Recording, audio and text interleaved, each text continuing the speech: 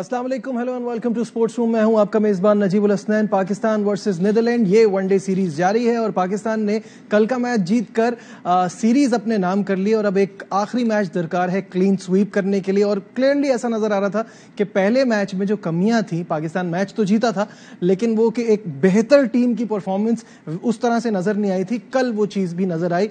इस पर हम प्रोग्राम में बात करेंगे, साथ साथ हॉकी के हवाले से बात होगी और ब्रिगेडियर रिटायर्ड खालिद सज्जाद खोकर को दोबारा अगले 4 साल के लिए पाकिस्तान हॉकी फेडरेशन का सदर मुंतखब कर दिया गया है, तो इस पर भी हम बात करेंगे। लेकिन स्टूडियो में हमारे साथ मौजूद हैं our sports correspondent Shahid Hashmi साहब। शाहिद साहब अस्सलाम वालेकुम, welcome to the show. Shahid साहब से बात करने से पहले क्रिकेट की बात करेंगे। अब हमारे साथ मौजूद हैं, उनसे बात करते हैं। शाहिद साहब, जो शुरू से मैं कह रहा था कि जब आप खेलें, जैसे हिंदुस्तान अभी जिम्बाब्वे के खिलाफ खेल रहा है तो क्लियरली पता चल रहा है कि कौन स्ट्रॉन्ग टीम है, तो यहां भी पता चलना चाहिए। फर्स्ट गेम में ऐसा नहीं हुआ, दूसरे गेम में ऐसा हुआ, तो क्या पाकिस्तान के लिए वो जो बैटिंग करके स्कोर बनाने वाला प्रोसेस है वो हमेशा से थोड़ा ट्रिकी है कि कितना स्कोर इनफ होता है, कितना बनाना चाहिए? ऐसा तासुर देती है पाकिस्तान की टीम। और जब पहला मैच खेल रही होती तो बहुत से लोग कहते हैं, सबसे पहले गालिबन हमारे फास्ट बॉलर शब्बीर ने कहा था कि पाकिस्तान जिस टीम से खेल रहा होता है उसी के लेवल पे खेल रहा होता है, उसी को पता चल जाता है कि हम हॉलैंड की तरह ही खेल रहे हैं। तो पहला मैच था, ठीक है, कल की विन बड़ी कन्विंसिंग थी।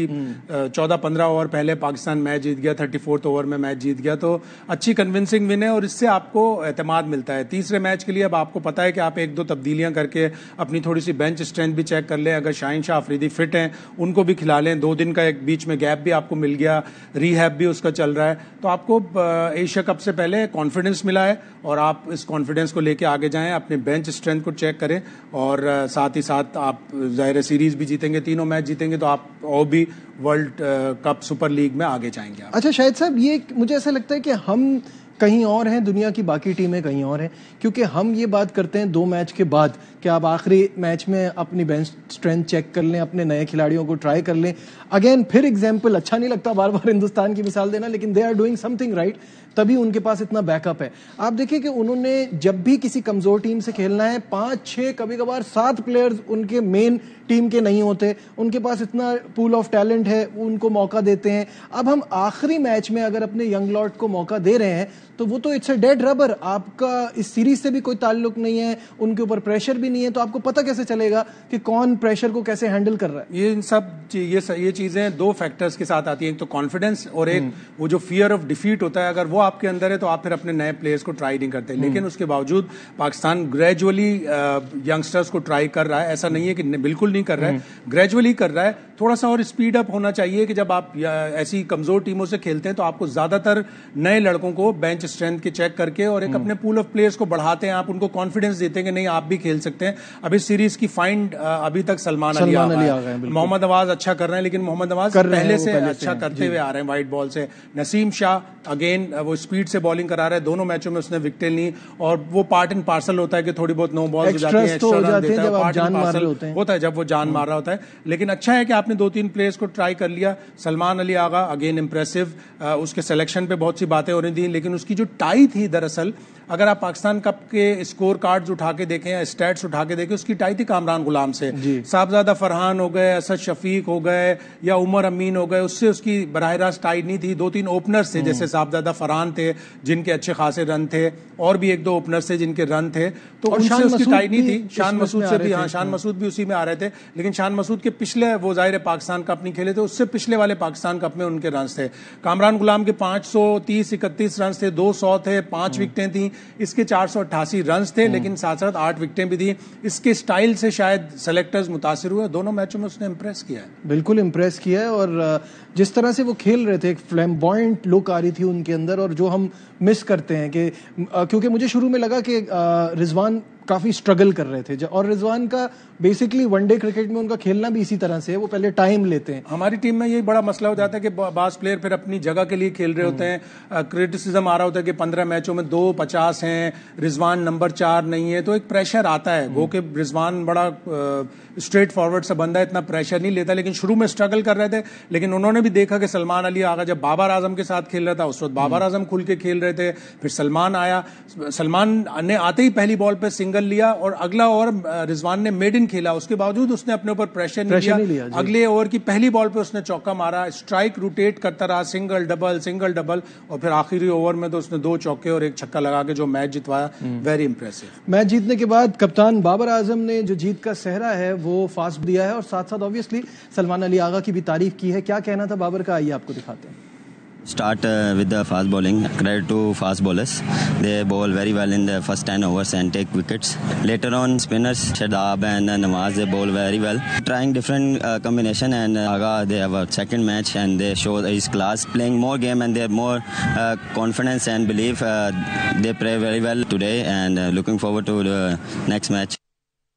कहा कि दूसरे मैच में ही क्लास अपनी दिखा रहे हैं और ऑब्वियसली बाबर की आंख भी समझती होगी, प्लेयर इतना जबरदस्त है। डोमेस्टिक क्रिकेट में परफॉर्म करके आ रहा है, उसने श्रीलंका में टेस्ट मैचेस खेले, और जब आप अपने प्लेयर को चांस देते हैं, उसको बैकिंग होती है कोच की, मैनेजर की, कप्तान की और दूसरे सीनियर प्लेयर्स की, तो उसका दिल और बड़ा हो जाता है। उसने टेस्ट मैच में भी एक इनिंग्स अच्छी खेली, ज्यादा अच्छी इनिंग्स खेलनी चाहिए थी, लेकिन उसने वनडे में, दोनों वनडे में इंप्रेस किया। गोके पहले वनडे में बड़ा लेट भेजा था, लेकिन जाते ही उसने लाठी चार्ज शुरू किया। ये वाला स्टाइल चाहिए वनडे क्रिकेट में। अब T20 क्रिकेट ने वनडे क्रिकेट को बिल्कुल चेंज करके रख दिया, तो हमें वो स्टाइल अपनाना होगा। अच्छा, जो हम काफी टाइम से बात कर रहे हैं कि हम अपने टॉप 3 पे बहुत रिलाय करते हैं। बाबर को अगर हम साइड पे कर दें तो फखर और इमाम में, फखर ने तो बड़े दिन के बाद रन कर लिए थे पिछले गेम में, लेकिन इमाम जो है वो इस कमजोर अपोजिशन के खिलाफ रन लूट नहीं पा रहे, जो कि ये बड़ा सुनहरी मौका था, उनके इतने अच्छे स्टैट्स चल रहे हैं। हाँ, डिसअपॉइंटिंग दोनों मैचों में, और वो पहले मैच में तो बहुत ज्यादा बॉलें भी खेली, 19 बॉलें खेल के सिर्फ 2 रन बनाए। तो इनसे इमाम इस तरह का प्लेयर नहीं है। उसको मतलब ये देखना चाहिए कि अगर मुझसे रन नहीं बन रहा, सिंगल लेके दूसरे एंड पे जाओ, फिर सिंगल लेके अगले एंड पे जाओ, तो आपको कम से कम जब आप स्कोर चलता रहता है आपके 3 रन 5 रन 10 रन 15 रन हुए, फिर आपको एक थोड़ा सा दिल बड़ा होता है, फिर आप एक बाउंड्री भी लगा देते हो, निकल के खेलते हो, ऊंचा भी फील्ड के ऊपर से भी खेल लेते हो। तो इमाम ने डिसअपॉइंट किया। वो बंदा जो 6 लगातार 50s बना के गया था हॉलैंड में, उससे बड़ी तवक्कुआत थी, लेकिन जाहिर है खुद भी एक थिंकिंग क्रिकेटर है, अक्लमंद लड़का है, उसको समझ में आएगी कि मैं इतने अच्छे 2 मैंने चांस खो दिए, तीसरे मैच में अगर वो खेलता है तो यकीनन उसको चांस मिलेगा, इसलिए कि उसको ड्रॉप नहीं करेंगे तो वो एक बड़ा स्कोर करेगा। बिल्कुल सही है। और ये तो वो प्लेयर्स हैं फखर और इमाम जो कि ऑलरेडी रन्स करते रहे हैं। गुड थिंग क्या हमारे नए लड़के ने परफॉर्म किया, और सलमान अली आगा का खुद का ये मानना है कि इंटरनेट का दबाव बिल्कुल मुख्तलिफ होता है, अगर आप में सलाहियत हो तभी आप उस पर काबू पा सकते हैं। क्या कहना था, आइए आपको दिखाते हैं। ठीक है, पॉजिटिव माइंड से जाऊं, जो मेरे शॉट्स हैं वो खेलूं, और उसमें अल्लाह ताला ने कामयाबी दी, अल्हम्दुलिल्लाह ठीक ही है। ऑब्वियसली पाकिस्तान से खेलना आपका ड्रीम होता है, इतना माइलस्टोन ऑब्वियसली आपके जहन में होता है, लेकिन सबसे पहले टीम होती है। तो जो भी नेक्स्ट मैच में सिचुएशन होगी, रिक्वायरमेंट होगी, उस तरह ही खेलने की कोशिश करते हैं। इंडियन प्लेयर है हमारे, और तीनों फॉर्मेट के एक बेस्ट प्लेयर है पाकिस्तान से, तो वो काफ़ी गाइड कर रहे थे। टीम कहीं भी खेल रही हो, जो पाकिस्तानी फैंस हैं वो हमेशा आते हैं नंबर्स में और आकर आपको सपोर्ट करते हैं, और इधर भी इस तरह इन्होंने आए, और बहुत बहुत शुक्रिया। जी हाँ, सलमान काफ़ी बात करने से भी पता चल रहा है ये होता है, अगर आप पीछे आपके बेल्ट पे रन्स हों, चाहे डोमेस्टिक में ही हो, तो एक कॉन्फिडेंस अलग नजर आता है। पर्सनालिटी है उसकी। मुझे अच्छी तरह याद है 2018 में हम यूएई में सीरीज कवर कर रहे थे, तो हम ए टीम को देखने गए थे, तौसीफ अहमद उसके कोच थे, तो हम उनसे मिलने गए थे, तो सलमान अली आगा आके बैठे, 2-3 मिनट उन्होंने बात की। उनकी ड्रेसिंग में, उनकी बात करने में एक कॉन्फिडेंस था, एक जो वॉक में पता चल जाता है, लड़का चल रहा होता है, जा रहा होता है फील्ड में या बैटिंग करने जा रहा होता है, उसके कॉन्फिडेंस से पता चलता है। अच्छी फैमिली से भी है, अच्छा लड़का है, डोमेस्टिक में बड़े मैचेस खेले हुए, परफॉर्म किया हुआ है। और फिर सबसे बड़ी बात कि जब आपको captain, coach, chief selector back करता है तो आपका दिल बड़ा होता है, और फिर आप स्कोर करते हैं। तो अब आगे लंबी क्रिकेट खेलनी चाहिए उसको, और हमें हमारी सिलेक्शन कमेटी को भी गौर करना चाहिए कि हमें किस फॉर्मेट में उससे ज्यादा चांस देना है। बिल्कुल सही है। और जहां तक बात की आपने कि दिल बड़ा होना चाहिए, और आगे जो मुकाबले आने वाले हैं उसे बड़ा करना पड़ेगा, क्योंकि सबकी नजरें हैं पाकिस्तान हिंदुस्तान के मैच पे, जो कि एशिया कप का दूसरा ही मैच है। पाकिस्तान का पहला मैच इट्स ऑन संडे 28। तो कैसा देख रहे हैं शाहिद साहब? फैंस तो दुनिया में इस मैच के लिए बिल्कुल एक्साइटेड हैं, और टिकट्स भी नहीं मिल रही हैं। जबरदस्त मैच की तवक्को है, इसलिए कि टिकट आते ही जल्दी जल्दी सेल भी हो जाते हैं और वो पता भी नहीं चलता।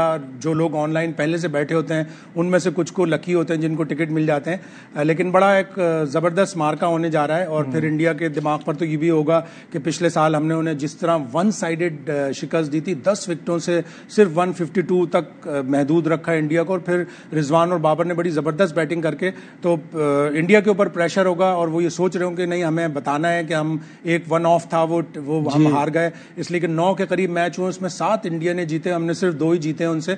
तो और पाकिस्तान को भी ये बताना होगा कि वो फ्लूक नहीं था, वो मैच फ्लूक नहीं था। तो अच्छा एक मैच होने जा रहा है और इस टूर्नामेंट में तो लग रहा है कि 2 से 3 मैच होने, एक 4 तारीख को भी और 3रा मैच फाइनल, वो कि कभी भी एशिया कप का फाइनल इंडिया पाकिस्तान का आज तक नहीं हुआ है। जी बिल्कुल ऐसा ही है। तो बात हो रही थी कि फैंस के लिए बड़ा मुश्किल हो गया टिकट हासिल करना, और क्यों ना हो सारी दुनिया की नजरें इस गेम पर होती हैं। इस हवाले से आपको दिखाते हैं कि फैंस का क्या कहना है।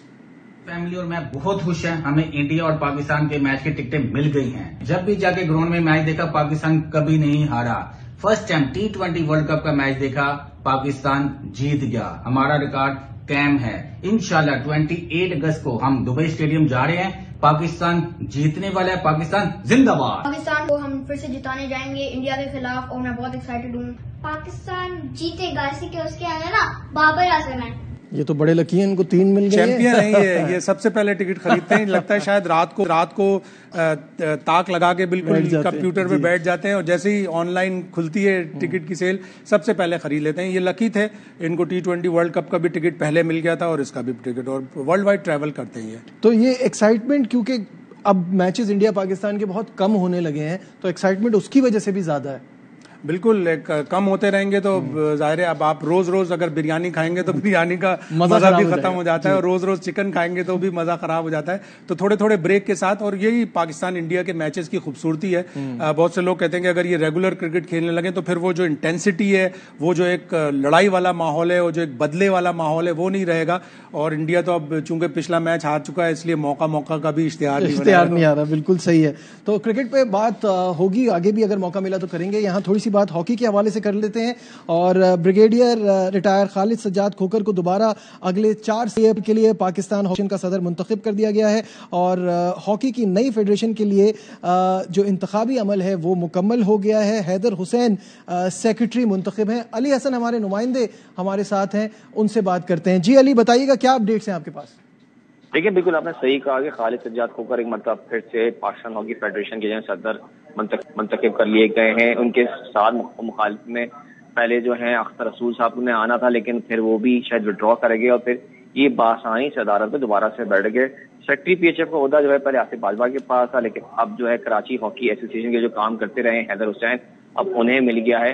दोनों ने भी कुछ देर पहले कराची प्रेस क्लब में एक प्रेस कॉन्फ्रेंस की, जिसमें काफी जो है सहाफती बरादरी तरफ से सवालात किए गए कि भाई ये तो कहा जा रहा था कि ये इलेक्शन जो है उनको रोकने के लिए समरी भी जारी की गई थी, फिर भी आपने इलेक्शन करवा लिए। लेकिन खालिद सज्जाद खोकर ने यही कहना था कि जो भी मामला अगर होते हैं, आगे किसी को कोई इनसे इख्तिलाफ है इलेक्शन के हवाले से, तो वो आगे फैसला भी सामने आ जाएगा। लेकिन अभी जो है जो इलेक्शन हुआ वो फेयर हुए हैं और वही अभी सदर हैं पाकिस्तान हॉकी फेडरेशन के। लेकिन साथ ही साथ उन्होंने कुछ अपना बातें भी ऐसी बातें की जो मीडिया शायद सुनना चाहती थी, हैरानकुन थी। वो ये थी कि साबिक सेक्रेटरी PHF जो है ओलंपियन शहबाज सीनियर, उनके हवाले से उन्होंने कहा कि उनके खिलाफ करप्शन के इल्जाम तो उन पर जो लगाए गए थे उनके सबूत उनके पास हैं, वो लाहौर जाके हो सकता है कि बहुत जल्द मंजर आम पे लिया है। उन्होंने कुछ इस तरह की बात भी की है अली कि अगर वो उनकी इंक्वायरी सबके सामने रख दें तो शहबाज सीनियर हथकड़ी में होंगे, ये ऐसी कोई बात की है उन्होंने?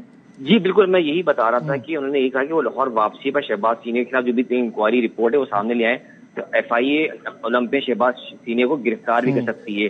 तो उनके पास ठोस सबूत है, लेकिन वो अभी वाज़ेह तौर पर कुछ सामने लेकर नहीं आना चाह रहे थे।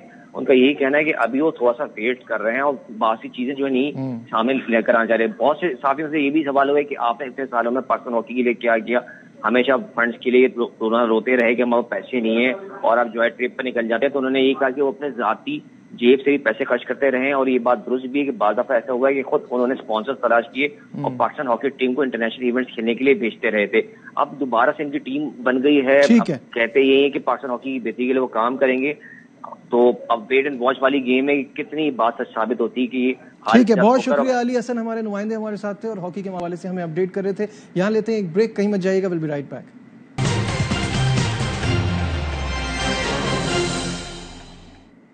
Glad to have you back once again to Sports Room. Break पे जाने से पहले हॉकी के हवाले से बात हो रही थी। शाहिद साहब, जब हम अपने रिपोर्टर अली से बात कर रहे थे तो आप कुछ बातों से इत्तेफाक नहीं कर रहे थे। फिर एक बार खालिद सज्जाद खोकर, भाई ब्रिगेडियर खोकर को हमने खोकर दोबारा पा लिया है। यानी अगर वो 4-4.5 साल सदर थे, उनको हटाया था कि जी इलेक्शन नहीं करवा रहा है, काम आगे नहीं बढ़ रहा, प्लेयरों को पेमेंट नहीं हो रही, कोच को पेमेंट नहीं हो रही, हॉकी तरक्की नहीं कर रही, तो फिर उनको दोबारा क्यों प्रेसिडेंट बना दिया।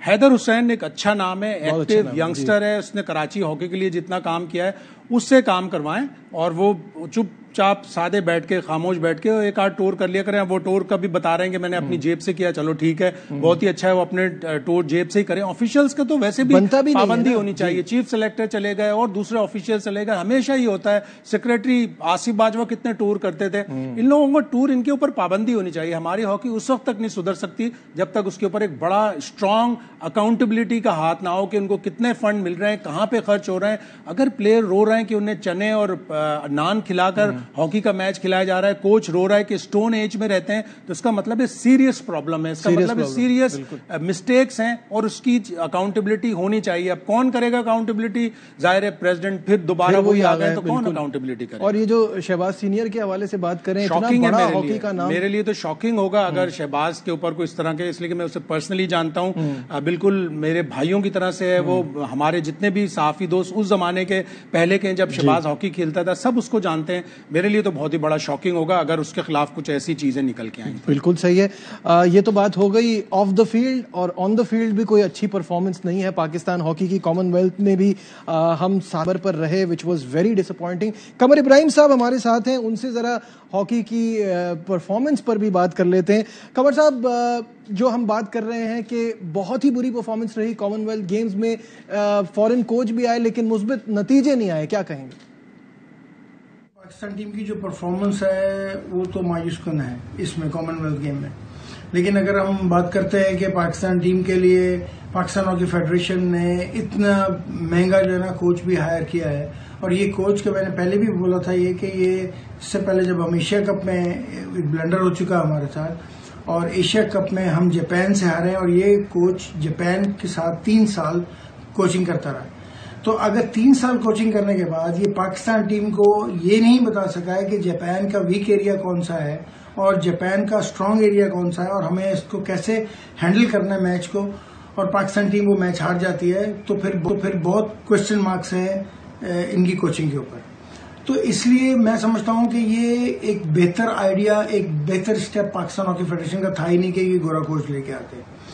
और दूसरा ये कि ये पाकिस्तान हॉकी फेडरेशन ने अब ये जो कॉमनवेल्थ गेम में जो टीम की परफॉर्मेंस है, अगर इसको एवेल्युएट करेंगे और सिंसियरली करें अगर, तो आप स्कॉटलैंड की टीम को देख लेंगे तो वो कोई टीम नजर नहीं आ रही, उसको हम गिन नहीं सकते कि कोई टीम है। बल्कि उनके जो लड़के नजर आ रहे थे, एक बहुत यंगस्टर से नजर आ रहे थे कि ऐसे के जो कि लड़के शायद जूनियर टीम हो और सीनियर टीम के लिए तो बन रहे हो, आगे की तैयारी कर रहे हो। उससे आप 3-2 जीते, और आप साउथ अफ्रीका की टीम जिससे कि आप ऑलमोस्ट हार चुके थे, आखिरी 40 सेकंड में आपने वो मैच ड्रॉ किया है। तो हमारे बहुत ज्यादा जो है ना इस पे क्वेश्चंस उठते हैं कि पाकिस्तान टीम के ये जो लड़के परफॉर्म कर रहे हैं, तो इनकी ट्रेनिंग क्या हो रही है। अभी बातें आई हैं कि जी कि उनको अलाउंसेस नहीं मिले हैं और बहुत सारी चीजें होती हैं। ये सब चीजें अपार्ट हैं परफॉर्मेंस से। Performance once you are in the ground तो ये चीजें बाहर हो जाती हैं। बट मैं ये जरूर कहता हूं कि इन चीजों का इफेक्ट होता है, लेकिन इतना बड़ा इफेक्ट नहीं होता कि आप साउथ अफ्रीका की टीम को भी हैंडल ना कर सकें। कमर साहब, ये बताइए कि फेडरेशन भी तमाशाई बनी हुई है, उनके अपने इतने मसाइल इतने गंभीर हैं, अभी हम वही बात कर रहे थे, तो हॉकी के सर्वाइवल के लिए क्या होगा? जी कि ये माइंडसेट जो है ना चेंज करने की जरूरत है। गवर्नमेंट ऑफ पाकिस्तान को देखना चाहिए कि ये जो सेटअप है पाकिस्तान हॉकी फेडरेशन का, ये आई थिंक सो बहुत डिकेड होने को आ रहा है, काफी टाइम हो गया कि इनको कि ये है और खातिर खा कुछ काम नहीं हो पा रहा है, सारा कुछ है। तो they should go for a change करके देखेंगे, कुछ ना कुछ चीज क्लिक करेगी, कोई नए आइडियाज, कोई नई चीजें वो उसमें क्लिक होता है। तो मेरे ख्याल में है कि गवर्नमेंट ऑफ पाकिस्तान को इस पर देखना चाहिए, क्योंकि ये चीजें जब अब चेंज होंगी तो फिर होगा। देखें ना, जैसे आपने अभी सिलसिला एक चला के रखा हुआ था कि कुछ भी हो जाए सारा कुछ है, ख्वाजा जुनैदी टीम के साथ चल रहे थे। वो एक टीम जिस वक्त बिल्कुल नीचे आ गई है तो आपने बोला अच्छा आप चेंज कर लें। फिर आपने जूनियर में हमेशा ही देखने में आता है कि जैसे ही आसिफ बाजवा आते हैं तो दानिश कलीम आखिर में जूनियर वर्ल्ड कप में टीम को लेके आ जाते हैं जूनियर के साथ, सारा सालों के मेहनत कोई और कर रहा होता है, वो आखिर में आ जाते हैं, तो वो अपनी पसंद के लड़के, अपने पसंद के लोग उनको ले आते हैं। मतलब वहां पर तो नजर आ रहा होता है कि 2-3 अकेडमियों के लोग हैं जो कि सिर्फ खेल रहे हैं पाकिस्तान की हॉकी। तो ऐसे लोगों का चेंज होना, फिर चेंज करके देखना चाहिए। गवर्नमेंट ऑफ पाकिस्तान को सोचना चाहिए इस चीज का कि इसको अगर चेंज करेंगे तो आपको कोई ना कोई बेहतरी जरूर। कमर साहब, ये बताइएगा, आप खुद एक मास्टर क्लास कोच हैं, आप इतना कुछ जानते हैं इस गेम के बारे में, फॉरेन कोच के बारे में क्या समझते हैं? क्या अब उनको घर भेज देना चाहिए, क्योंकि अब तो उनको काफी टूर्नामेंट्स मिल चुके हैं? अब ये पाकिस्तान की के सबसे महंगे तरीन कोच को हमें कब तक बर्दाश्त करना पड़ेगा? देखिए, मैं समझता हूं जो इस वक्त पाकिस्तान हॉकी फेडरेशन की फाइनेंशियल कंडीशंस भी हैं और जो ओवरऑल परफॉर्मेंस इस वक्त तक नजर आ रही है, एशियन लेवल भी आजमाया जा चुका है और ये भी इंटरनेशनल, जिसमें कि अभी जर्मनी, हॉलैंड, स्पेन, बेल्जियम ये टीमें शामिल नहीं हैं। तो अगर हम उसमें देखें तो कहीं खातिर खा कोई चीज नजर नहीं आ रही और जो हम अमाउंट इनको पे कर रहे हैं वो बहुत ज्यादा। तो मेरे हिसाब में मेरा नहीं ख्याल है कि इनको कंटिन्यू करना चाहिए इनको। और आप इतना पैसे इनको दे रहे हैं, आप अपने लोकल कोचेस को लगाएं, आपके जो कोचेस हैं जो कि बाहर से करके आए हैं सारे चलतेकार, और आप उनको थोड़ा अमाउंट जरूर दें, क्योंकि ये कोचेस को ये करना बहुत जरूरी है आपके लिए, मगर आपको उसके रिजल्ट्स बहुत ज्यादा अच्छे मिलेंगे। बहुत बहुत शुक्रिया कमर इब्राहिम साहब, हम थे हॉकी पर बात कर रहे थे। प्रोग्राम में हमारे मेहमान थे शाहिद हाशमी साहब, थैंक यू सो मच। दीजिए अपने मेजबान नजीबुल हसनैन को इजाजत, अपना बहुत ख्याल रखिए, अल्लाह हाफिज। अहम तरीन खबरें अब एक क्लिक की दूरी पर, आपके पसंदीदा टॉक शोज हों या अहम मुल्की या गैर मुल्की शख्सियात की न्यूज कॉन्फ्रेंसेस, हर लम्हा बाखबर रहने के लिए सब्सक्राइब करें हमारा YouTube चैनल। मौसम की सूरत हाल हो या खेल के मैदान से खबरें, अपने मोबाइल फोन से मुल्की और बैनुल-अक़वामी अहम खबरों तक रसाई के लिए डाउनलोड कीजिए मोबाइल ऐप। बावसूख ज़राए से मुसद्दिका खबरों, तज्ज़ियों और तबसरों से मुस्तफीद होने के लिए विजिट कीजिए पाकिस्तान की सबसे बड़ी न्यूज वेबसाइट www.arvynews.tv। इन सब के अलावा पाकिस्तान का सबसे बड़ा फेसबुक पेज हो, सबसे बड़ा न्यूज इंस्टाग्राम अकाउंट या फिर ट्विटर, ARY न्यूज पहुंचा रहा है खबरें सबसे पहले आप तक, ताकि आप रहें हर लम्हा बाखबर।